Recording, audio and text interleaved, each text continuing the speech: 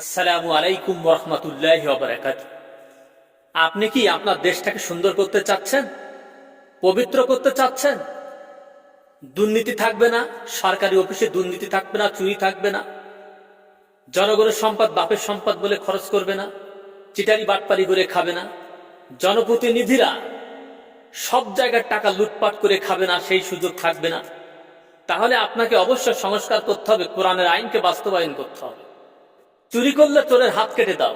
কোনো জনপ্রতিনিধি যদি চুরি করে তার হাত কেটে দাও, জনগণ যদি চুরি করে তার হাত কেটে দাও, তাহলে বাংলাদেশে আর চুরি হবে না।